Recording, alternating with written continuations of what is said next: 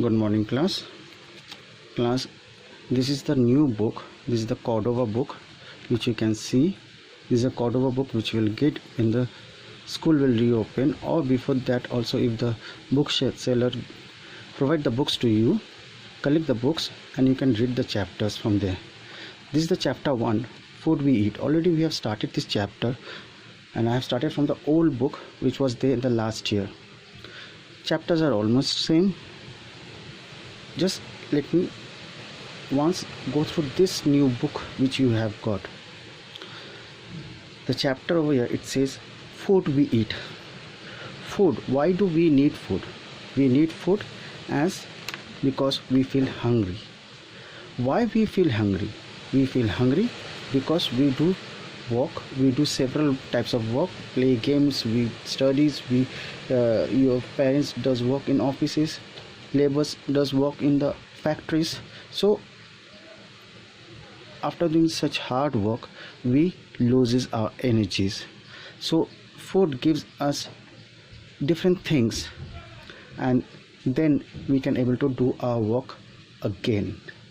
Now, what actually food gives us? As you can see over here, we get the energy from the food we eat. This is the main thing, and food is the basic need of human being. If we don't have food, if we don't take food, we won't be alive. So food provide us energy. Now, why we eat food? You can see over here, it gives us energy to study, play and work. It helps us to grow. It helps us to stay fit and healthy. It helps us to repair the different parts of our body. So last class also I told you all that food help us to repair our body. Next, you can see the components of food. Food contain a variety of useful substances. The substance that we need by our body for energy, good health and proper growth are called nutrients, and these nutrients helps our body to grow, be fit, healthy, repair our body parts when we get cut that way. So what are this from there are 5 main nutrients are there: carbohydrate, fats, protein, vitamins and minerals. There are 5 nutrients are there: carbohydrate, fats, protein, vitamins and minerals.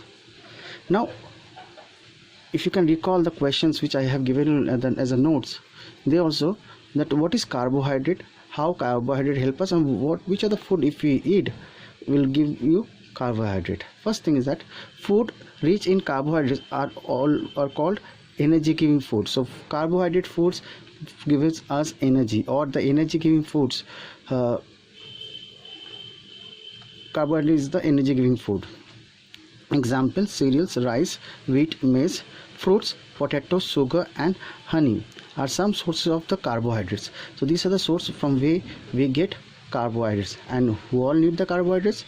You young children, those who studies, those who plays, the sports persons, even the laborers, they need carbohydrates. Almost all human beings need carbohydrates. The next one, we have fats. The fat it also gives us energy, and they give more energy than carbohydrate. The foods rich in fats are also called energy giving food. Foods rich in fats are called energy giving foods. Vegetables, oil, milk, butter, ghee, cheese, cream and dry fruits are some sources of fat. Now, if you take too much of fat, what happens? Fats are needed in our body, but if you take too much of fats, it becomes obese or you become fat. And if you become extra fat, there will be health problem also, because obesity may cause diseases like diabetes and heart diseases.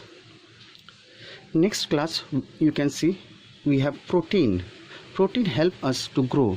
Food rich in protein are called body building food. Food help us in protein are called food rich in protein are called bodybuilding food. We need protein for building muscles and repair of body parts. So we need protein to build a muscle. Suppose you want to build your muscle, we need protein, and to repair a body we need protein. Example of protein are milk and its products. Paneer, cheese, chicken, fish, egg and pulses are some of the sources of protein. Growing children who need this protein, the growing children like you are in growth, you are growing now, so you need lots of protein, and for that you need to have so many things. You can see over here, there's some plant source of protein: gram, dal, beans, moong dal, soya beans, peas. Whereas over here, milk, paneer, cheese, so you can have this thing. Some egg, meat, fish also are there. So protein are rich in food rich in protein are called bodybuilding foods. They helps in building our body and repairing our body too. Next we have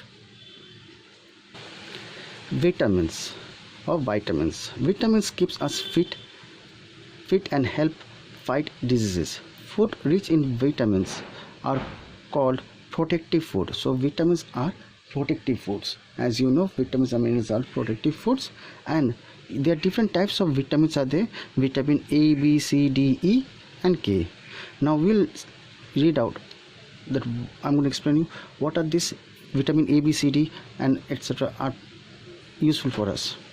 Vitamin A we get from green leaves, vegetables, carrot, and function how it helps us: improves eyesight and keeps the skin healthy. So vitamin A, if you take leaves, carrots, our skin become good and our eyesight also become good too. Next we have vitamin B. Whole grains, cereal, pulses, green leaves, vegetable, nuts.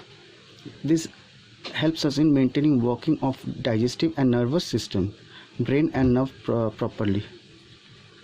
Vitamin C, amla, citrus fruit, lemon and oranges, tomato, guava, keeps the teeth and gums healthy.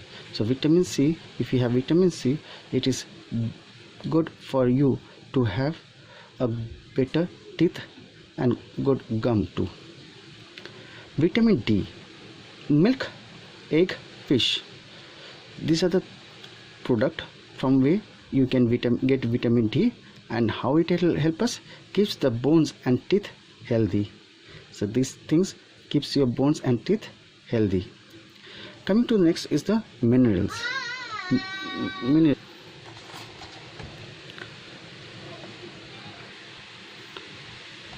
Minerals also protect us from diseases, so it is also a protective food and keep us fit and healthy.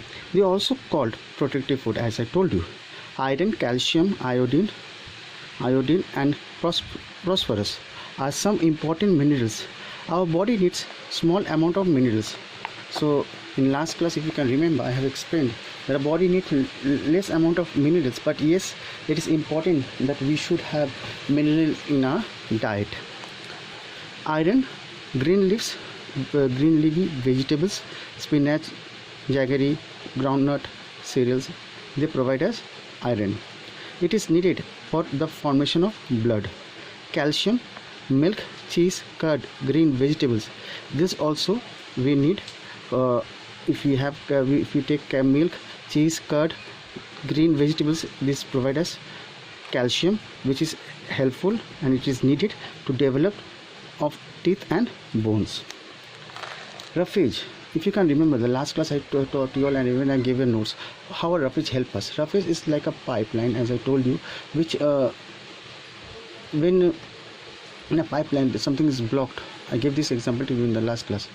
You need to take a stick or bamboo and push inside the pipeline to clean the pipes. Roughage acts like that bamboo or the stick, which push away all the waste material which are not accepted by our body and which remove from our body. When the body is not accepting those, they are still there in our body. Roughage help to remove them from our body. Roughage are the fibers present in our food. It helps to remove undigested food from the body. So it remove the undigested of food what we have. Cereal, fruits, vegetables. We should drink plenty of water every day. It helps dissolve in digestion. So also you know that water is also very important. So because our body contains 75% of water, and if you don't take water in, you will get dehydrated, you will become dry. So if you take water, so our body parts will work smoothly, and not only that, the food which we eat also the body will become melt with that water, and the body will able to accept or take in those food for their work. Last what we have done was the balanced diet. As you know, balanced diet is very important in our food, in our daily food. The diet that contain a proper amount of all nutrients along with roughage and water is called balanced diet.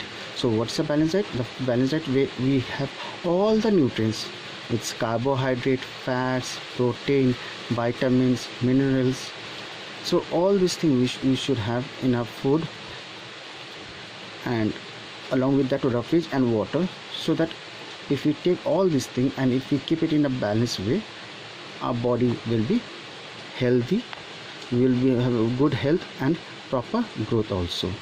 So this what we have learned till now from our old book. Let me in the next class, even in the next video, you can see that I'm giving you the last portion of the chapter. I think I have given this one also. Yes, in the my food we eat third part, I have given the last part also. So let me explain that last part also to you now. Thank you class. Welcome back. So as you know, it says that way to avoid wastage of food. So food is very important. You know, there's a hunger all over the world because of food. We have food, we waste food. There are people who hardly get food. They get only one meal in a day. So it is our duty not to waste food, and not only that, it is our duty to stop others from wasting food. We have to understand the importance of food in our daily life, as well as the importance of food for our society. So let's see. We all need food to live. There are many people who do not get proper food to eat. So we should not waste food. So as I told you, we should not waste food. We can avoid wastage of food in following ways. There are several ways. It says over here. Let us follow that and stop wasting food. Take small portion of food. Finish everything on the plate. So take that much of food which you can able to eat. No need to take extra food. If you need more food, you can take it later on, but you eat or take that much food which you can able to take in. Do not cook a large quantity of food.